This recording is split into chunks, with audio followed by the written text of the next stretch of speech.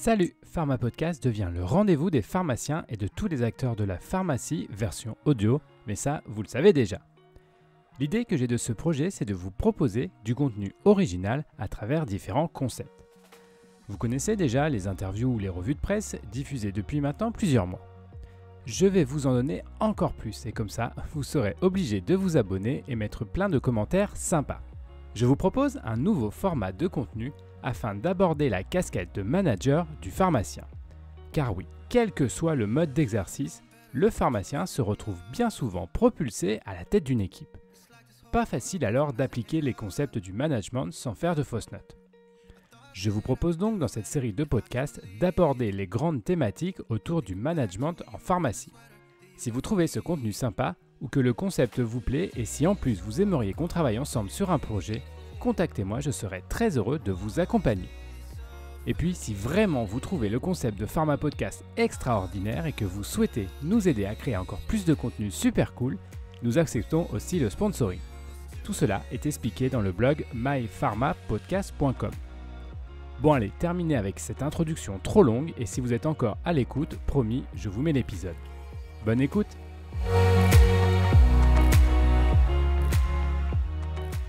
Les 4 erreurs à éviter pour le pharmacien manager.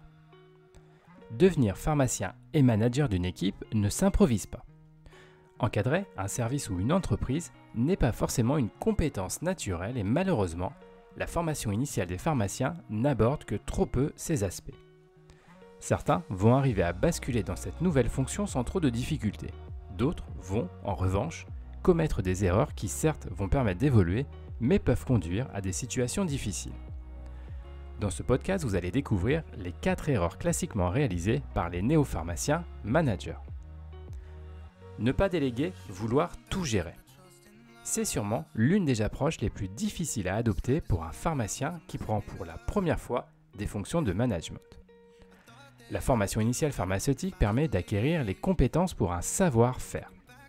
Le pharmacien devient ainsi autonome dans son quotidien et peut gérer seul son activité.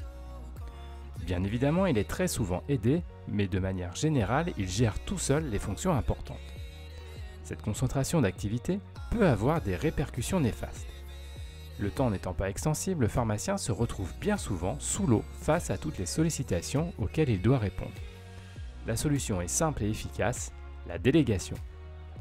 Alors sur le papier facile, mais la mise en application suppose pour le pharmacien manager de prendre du recul et un lâcher-prise important.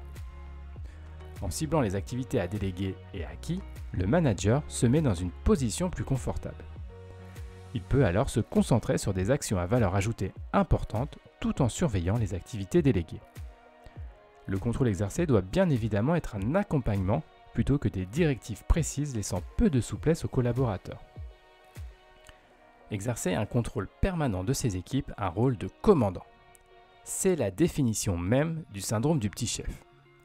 Le pharmacien manager veut tout contrôler, tout décider et laisser le moins possible de liberté de décision à son équipe. Bien évidemment, cette approche conduit rapidement à des problèmes et des tensions au sein des collaborateurs avec bien souvent conflits et autres turnover à la clé. Vous l'avez compris, le pharmacien manager doit adopter une attitude de coach plutôt que de commandant de son équipe. En laissant les rênes du quotidien à son équipe, le manager permet une réelle prise de conscience au sein de son unité. Accompagner ses équipes vers les objectifs fixés, apporter les moyens nécessaires à la réussite sont les attitudes gagnantes. Les collaborateurs ont besoin de liberté, de prise d'initiative dans leur quotidien. Lâcher prise et accompagner les projets permet bien souvent d'avoir de meilleurs résultats que si c'était soi-même aux commandes. Parler plus qu'écouter. 2 oreilles et une bouche, voilà comment on pourrait imaginer le fait d'absolument prioriser l'écoute par rapport à la parole. En management, le pharmacien doit adopter avec son équipe une approche d'écoute afin de laisser ses collaborateurs exprimer leurs arguments. La technique, consistant à définir les directives et à les faire appliquer sans dialogue, ne fonctionne pas. Bien évidemment, le pharmacien manager reste le capitaine du navire et doit définir le cap à suivre. Mais l'exécution des actions repose sur l'équipe qui par conséquent peut définir la stratégie. Cette posture d'entraîneur est capitale à mettre en place. c'est les personnes sur le terrain qui doivent atteindre les objectifs fixés, l'entraîneur définit juste la stratégie.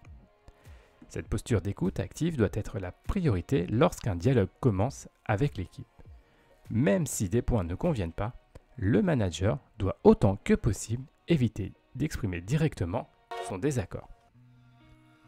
Imposer sa façon de faire, savoir faire faire. La mauvaise posture est simple, imposer la façon de travailler à son équipe. Cette approche directive permet effectivement de s'assurer que les actions seront dirigées selon les objectifs fixés. Mais l'adhésion des équipes à ce mode de management est très souvent compliquée. Les collaborateurs doivent en effet avoir une marge de manœuvre pour pouvoir s'approprier les buts à atteindre et mettre en place des actions gagnantes.